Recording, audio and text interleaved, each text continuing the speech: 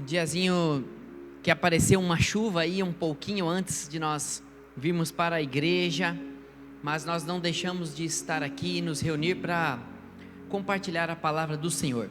Pode deixar o fundinho musical bem baixinho. Essa semana tenho meditado muito em algumas coisas que tenham acontecido ao nosso redor, nas correrias que todos nós vivemos no dia a dia. E nós cremos que somos um corpo em Cristo, e quando uma parte do corpo sofre, todo o corpo sofre. E nós temos visto tantas tragédias naturais aí pelo mundo, e deixando famílias sem casa, sem esperança e muitas vezes sem respostas. Crianças sem pai e sem mãe por causa de desastres. Em especial, nós temos nossos irmãos aqui da Venezuela, tão próximos da gente, no dia a dia, durante a semana, aos domingos nos cultos, e nós vemos o país onde eles nasceram lá sofrendo tantas coisas, neste momento, por causa de terremotos. Tantas crianças que perderam seus pais, tantos pais que perderam seus filhos, tantas pessoas que perderam coisas sem valor, como a família, como casas ou bens materiais. Mas o pior é quando você perde seus entes queridos. Tantas tragédias acontecem, tanta dor, não só na Venezuela, mas no mundo todo. Não só com catástrofes naturais, mas com tanta coisa ruim que está acontecendo ao nosso redor. Você fica tão feliz às vezes em assistir um jogo de futebol, em olhar a Copa do Mundo, em se distrair por um momento, mas quando você olha para o mundo real, você vê tantas coisas ruins acontecendo e parece que a alegria daquele jogo não tem mais sentido, não tem mais graça. E eu amo futebol, mas quando você vê tantas pessoas sofrendo em outros lugares, você olha para o campo e vê apenas homens correndo atrás de uma bola. E essa é a verdade. Mas nós sofremos juntos. Por isso eu creio que o Espírito Santo me conduziu a preparar esta palavra hoje com o título Esperança na Dor, que está lá em Romanos, e eu quero convidar você a abrir a palavra do Senhor em Romanos, no capítulo 8, no versículo 18 a 25.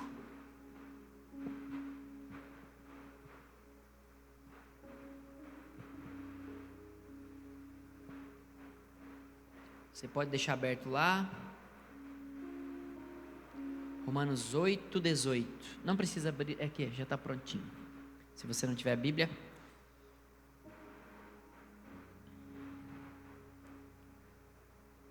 O título da minha Bíblia diz sobre a glória futura.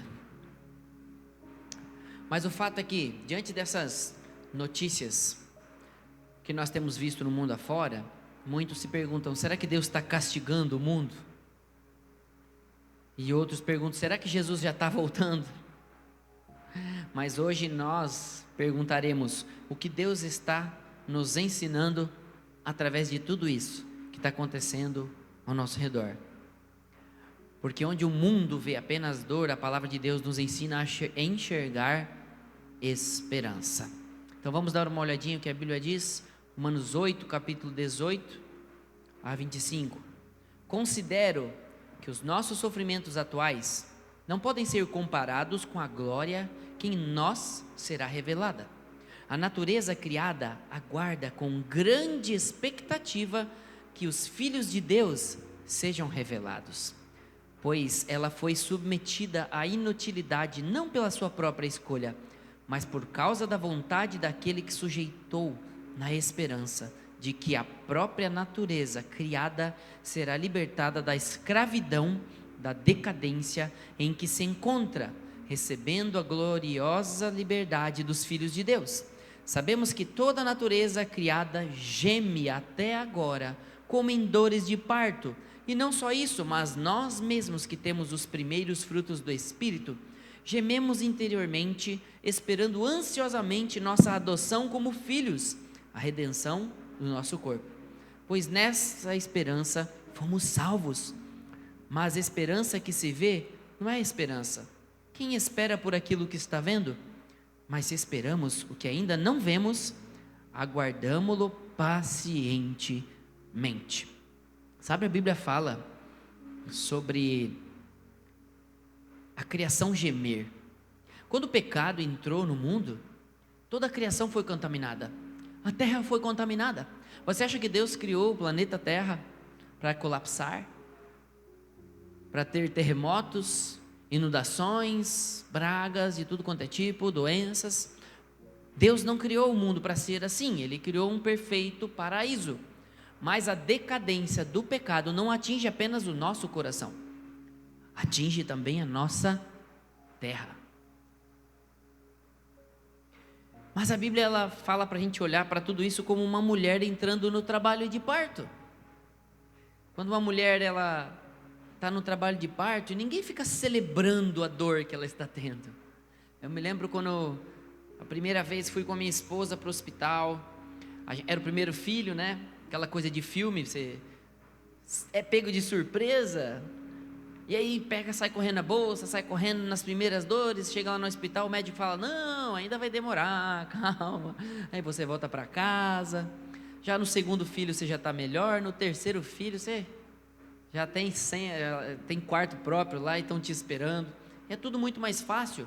O fato é que enquanto a minha esposa estava ali, gemendo de dor, eu não estava pensando assim, será que ela vai morrer, será que ela vai morrer?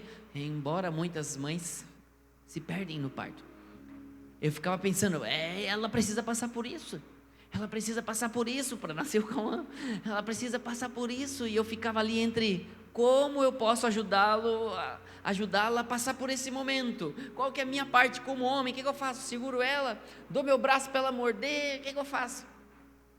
Eu nunca esqueço que nós chegamos lá no hospital, no SUS, nossos 3 filhos nós tivemos no SUS, foi tudo maravilhoso, e tinha uma jovenzinha lá, com um namorado, bem fleumático, bem calminho, e ela gritava, daí ele falava, calma amor, e ela gritava com ele, calma o quê? Foi você que fez isso comigo? E eu e a Cris ali assim, e ela dizia, eu não vou fazer escândalo quando eu tiver filho. E ela ficava ali, sentindo as dores de parto. E eu ali com ela o tempo todo, sentindo as dores, tentando acudi-la, filmando tudo. Nós temos a filmagem até hoje, eu estou com a câmera assim, ó.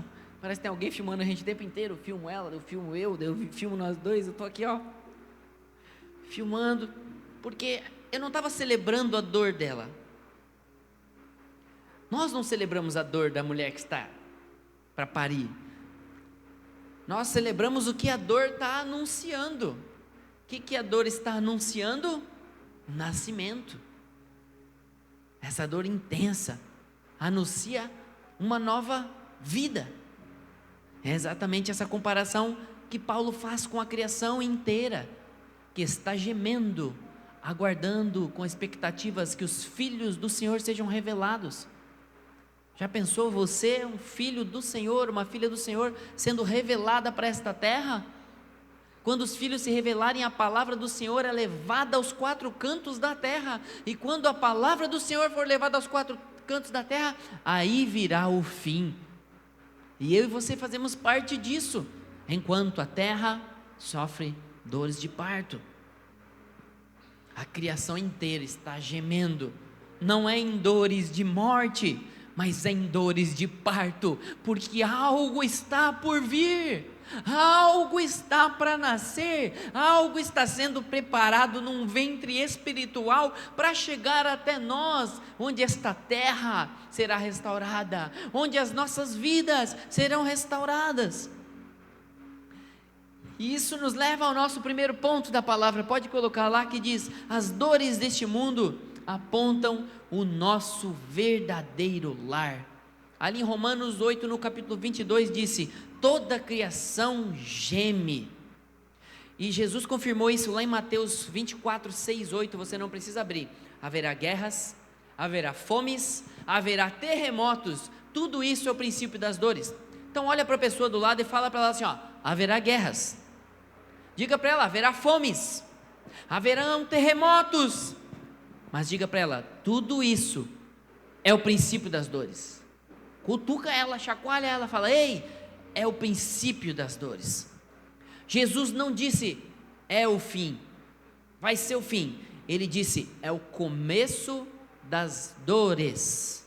Assim como o parto anuncia um nascimento, essas dores da terra anunciam que Deus está conduzindo a história para o seu cumprimento. Algo vai ser cumprido, um ciclo vai ser encerrado. Então vivemos como se esta terra fosse definitiva, vai durar para sempre.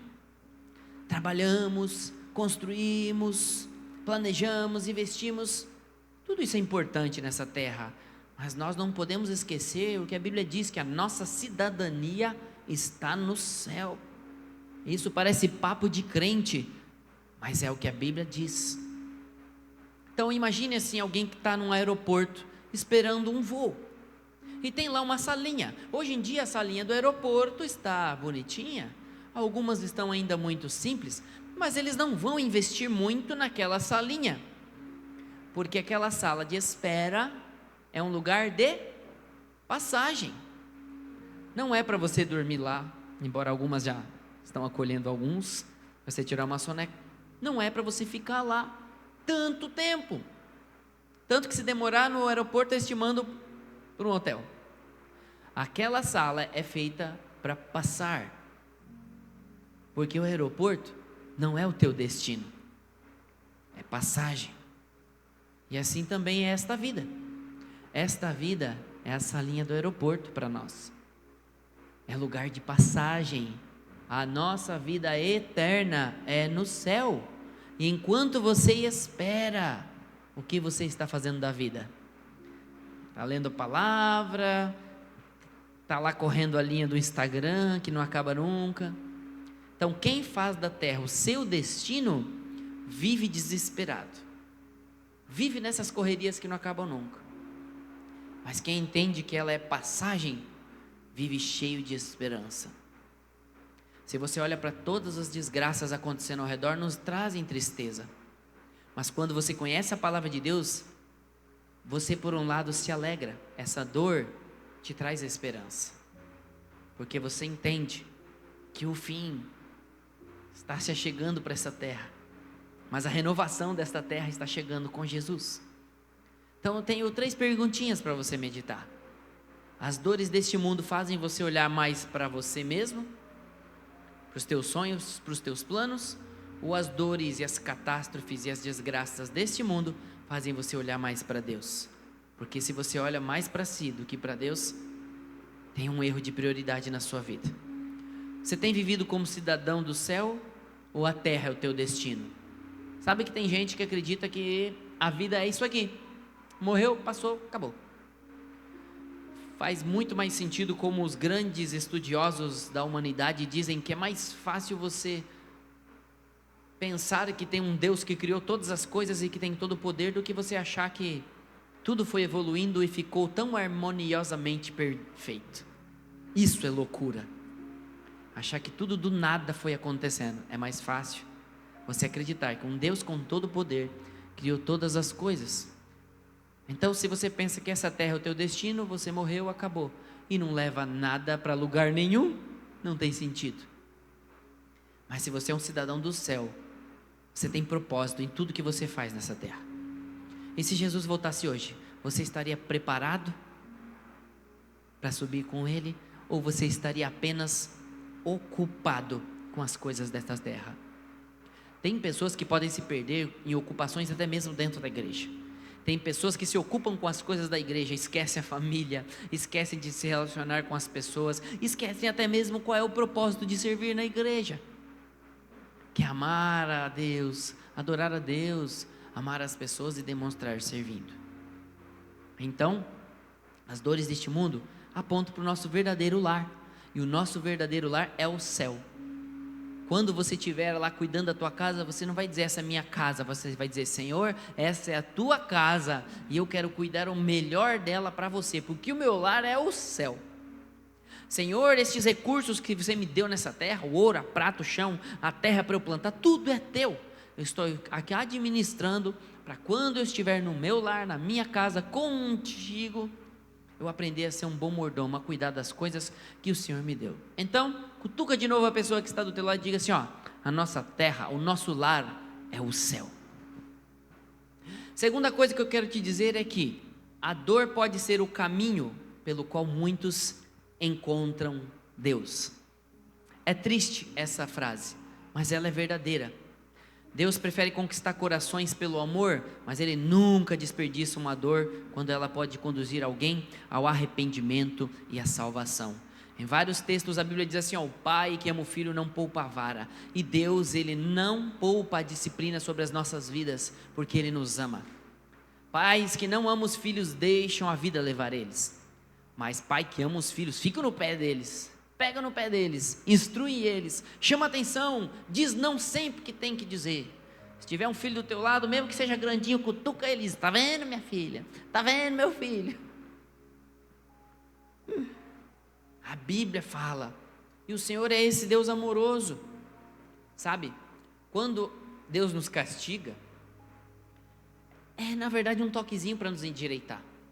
Até a correção de Deus, até a dor que às vezes Deus permite que a gente passe, é para nos conduzir à salvação. Quem já ouviu aquela frase, ou no amor ou na dor?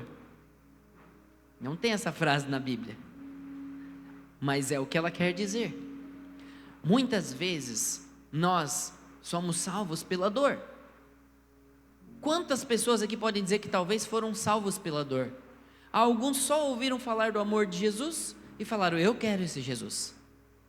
Outros tiveram que passar por tantas desgraças até encontrar em Jesus Cristo a salvação. Veja, Deus não quer que você sofra. Deus não fez você para sofrer. Mas se você olha para a tua vida hoje e fala assim, ó, porque eu sofri, eu fui salvo. Naquele sofrimento, naquela dor, o Senhor estava contigo, dizendo, meu filho, eu estou na alegria, eu estou na dor, eu estou em todo lugar, para te conduzir a um lugar de salvação. Então a dor pode ser o caminho pelo qual muitos encontram Deus. A dor não salva. Quem é que salva? É Jesus. Mas a dor também desperta as pessoas. Nunca me esqueço quando aquele serzinho ali começou a querer botar a mão onde era quente no fogão. E a gente falava, não faz isso. Aí ele ia lá, pequenininho, não sabia nada, não entendia nada. E ele ia com a mãozinha lá, não vai. E ele ia com a mãozinha lá. Aí eu peguei o chinelinho, só dei uma encostadinha. Aí ele, só encostei na mão dele. Mas aquilo doeu tanto no coração dele. Agora, pergunta se ele foi lá levantar a mão de novo. Porque ele sabia que não era para ir lá. Numa dessas, ele fez isso com a tomada. Mas num dia, quando nós não estávamos vendo, ele pegou o molho de chaves e enfiou num buraquinho. E não aconteceu nada. Então, ele pegou outra chave do mesmo molho e enfiou do outro lado. Eu só escutei um grito tipo de um gato. Aí o que é esse grito? Fomos lá olhar na sala, ele estava com o dedão queimado e a chave colada, porque derreteu a tomada. E ele estava são e salvo. Graças a Deus. Como dizem, se fosse no Paraná, que é 110, talvez ele ficaria grudado, né? Porque 220 diz que dá um pulo, empurra a pessoa. Não sei, nunca experimentei para ver se isso funciona. O fato é que ele poderia ter morrido. Mas eu te pergunto, você acha que ele tentou fazer isso de novo o resto da vida dele? Infelizmente, aquela dor ensinou. Isso é um exemplo de criancinha. Mas quantas vezes você já fez essas bobiças aí na vida? O que queimou a tua vida? O que te machucou na vida que fez você despertar? Às vezes a dor serve para isso. Lembra do filho pródigo lá na Bíblia? Filho pródigo estava todo faceirão, enquanto ele tinha dinheiro, viveu longe do pai. Eu não preciso do pai, eu tenho herança, eu tenho dinheiro, eu tenho tudo. E o que fez ele voltar a si? Passar fome e comer com os porcos. Fez ele entender como era bom estar na casa do pai. E às vezes Deus permite que acabem nossos recursos, para que a gente venha descobrir que Ele é o nosso verdadeiro sustento. Quantos daqui talvez já passaram fome e hoje entendem, talvez tenham uma mesa farta, mas entendem que o sustento é o Senhor. Manassés também passou por algumas coisas. Manassés foi um dos reis mais perversos da Bíblia. Ele ignorou Deus durante anos. Só que lá na prisão, ele clamou a Deus, e Deus restaurou a vida dele. Momentos de dor, que muitas vezes nos levam a encontrar Deus. Então quantas pessoas só começaram a orar quando receberam um diagnóstico?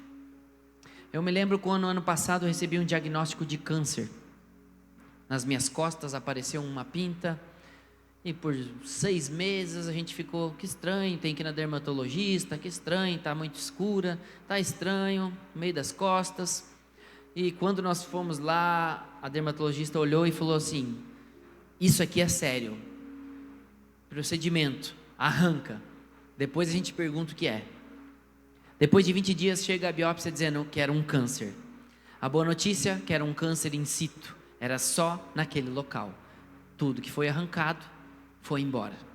Mas novamente, eu tive que descosturar minhas costas, cortar mais um pouco ao redor, que é um outro procedimento que se faz, e fazer mais um exame, mais uma biópsia para confirmar que não tem nada nas margens.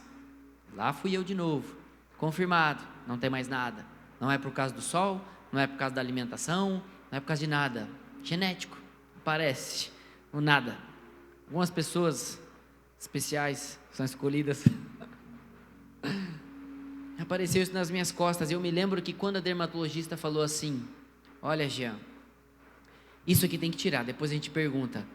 Na minha mente eu já comecei a orar. Eu falei: Deus, os meus dias são teus, a minha vida é tua, eu não estou de vagabundo nessa terra, só na mamata, só festando. Não, Senhor, eu estou aqui para te servir.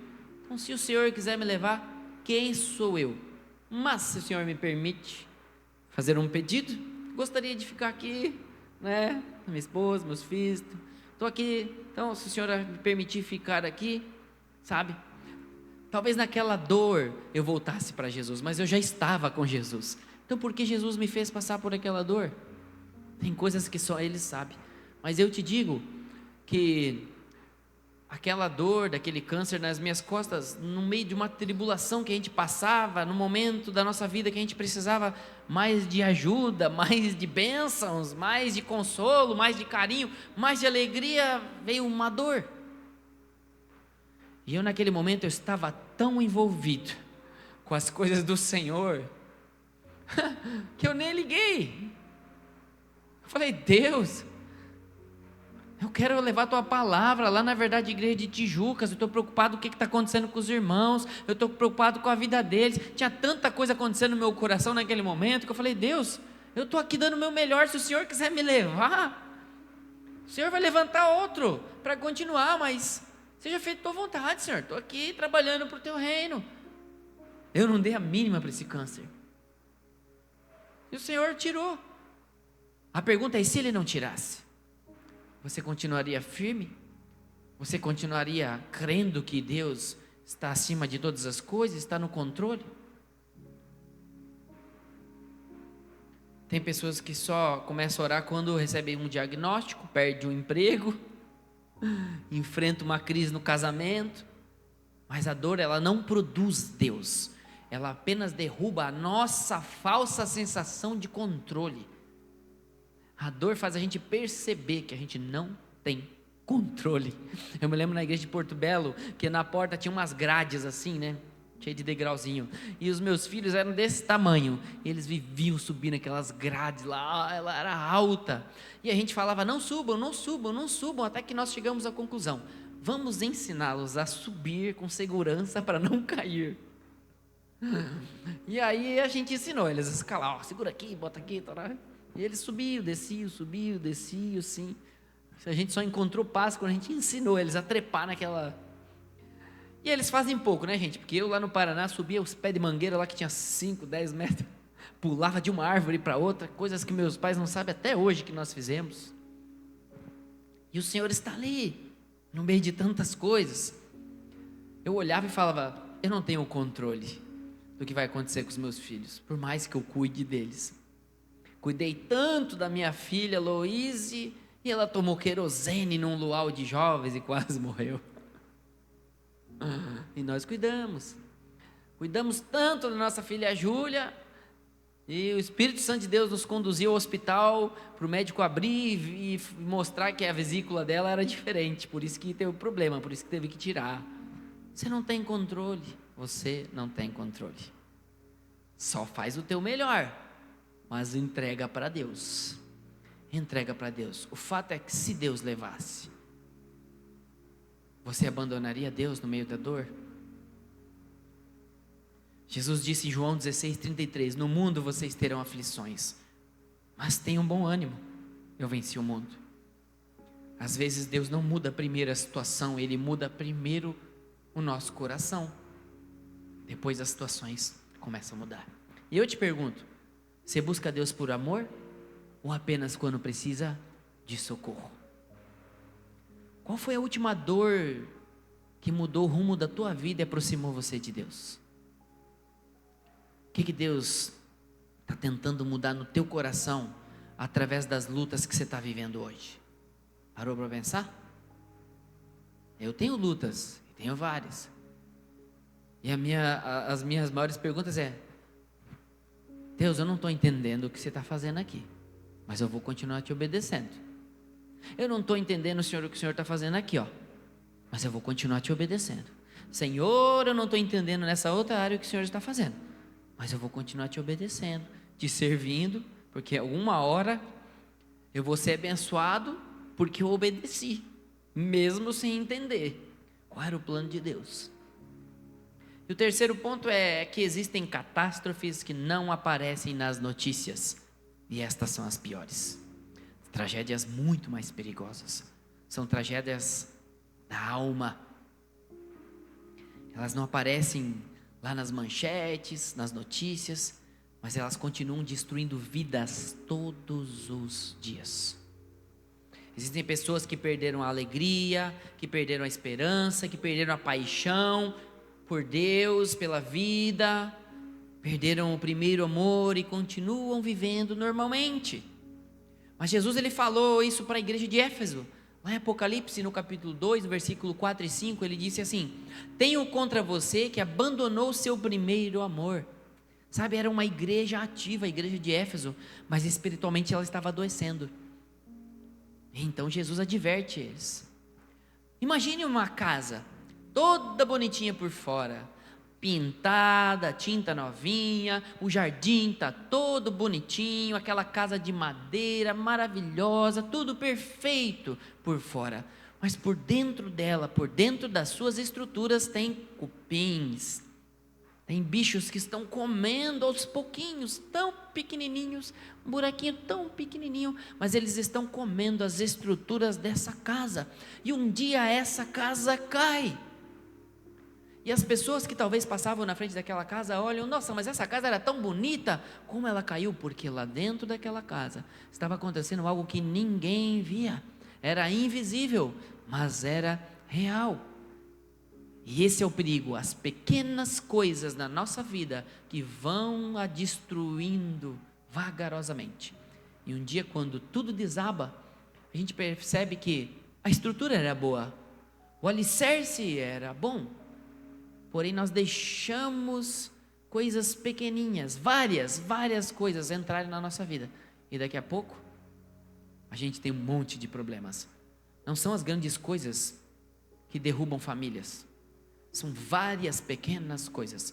Geralmente, pelas estatísticas, uma grande catástrofe, seja física, financeira, emocional, na saúde, dentro das famílias, não dividem elas, unem as pessoas. Muitos irmãos estão brigados e porque um pai ou uma mãe está sofrendo na saúde, eles se aproximam para cuidar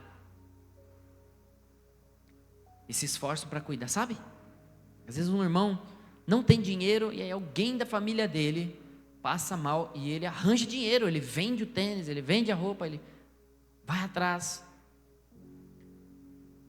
as grandes catástrofes nos unem, mas as várias pequenas catástrofezinhas, essas sim, geram divisões.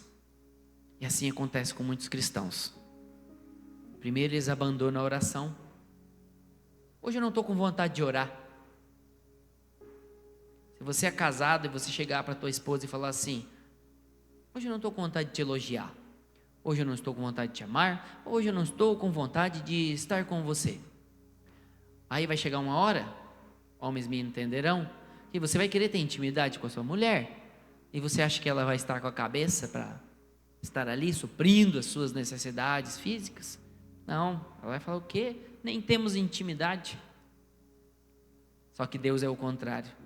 Deus está sempre de braços abertos para nos receber. Mas muitos primeiro abandonam a oração, falar com Deus. Sabe, se você não tem vontade de falar com Deus, só se coloca na presença dele e diz assim: Deus, eu não sei o que falar. Estou aqui com meu coração aberto para ti, mas eu não sei o que falar, tá, Deus? Deus, a minha vida está uma desgraça, precisa melhorar isso, mas eu não sei o que falar, tá, Deus? Só estou dizendo o que está acontecendo. Deus, olha que minhas finanças, está tudo uma bagunça, briguei com a minha esposa, meus filhos.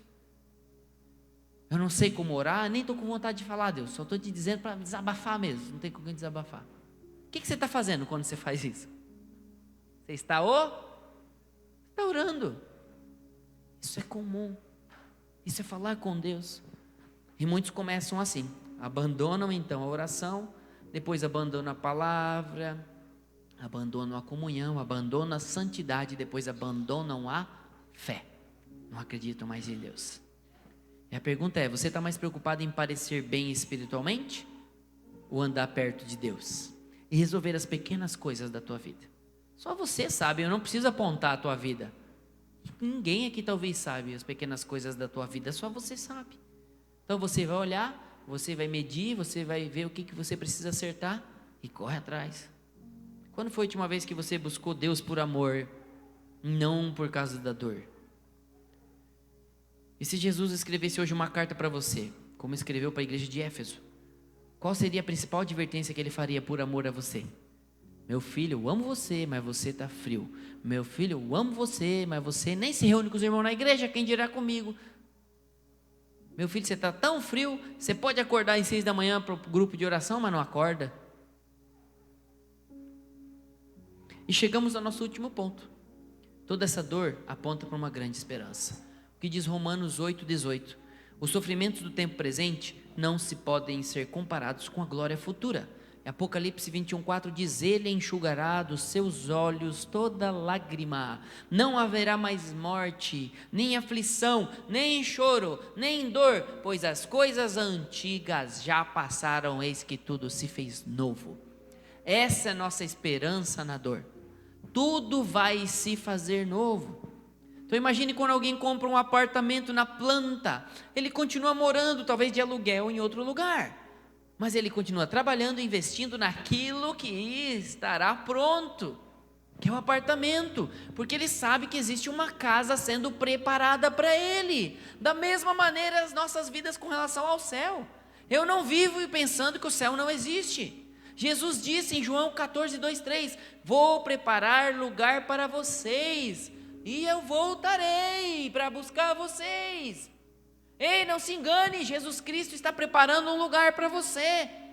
Quantos lá fora não sabem dessa notícia? Quantos não sabem que Jesus vai voltar e vai levar aqueles que o aceitaram, que tem o carimbo do seu sangue no seu coração, que vivem a sua palavra de verdade? Sabe, a esperança do cristão não está na ausência de sofrimento, mas na certeza da volta de Jesus. Então, como que nós devemos viver até que Jesus venha? A igreja primitiva, a primeira igreja, a vinda de Jesus ali, e nem foi ele que formou, eles começaram a se reunir naturalmente. Ela viveu ocupada, evangelizando, servindo, amando, perseverando. Enquanto alguns vivem perguntando: quando Jesus vai voltar? A pergunta correta é: como Jesus deseja me encontrar quando Ele voltar? Como você quer ser encontrado? dando a sua vida por Ele? Quem espera Jesus de verdade não fica parado olhando para o céu, vive servindo enquanto aguarda a sua volta. Para nós concluirmos, as dores deste mundo não são o fim da história, são apenas lembretes de que a criação espera uma restauração. Enquanto nós observamos as tragédias que infelizmente acontecem ao nosso redor, nós precisamos perguntar: como que está meu coração? Porque Jesus não voltará apenas para buscar pessoas que conhecem os seus sinais, que conhecem a sua palavra ou que leram ela várias vezes no ano. Ele vai voltar para buscar pessoas preparadas. Como diz Lucas 21, 28, quando essas coisas começarem a acontecer, levantem a cabeça, porque está próxima a redenção de vocês.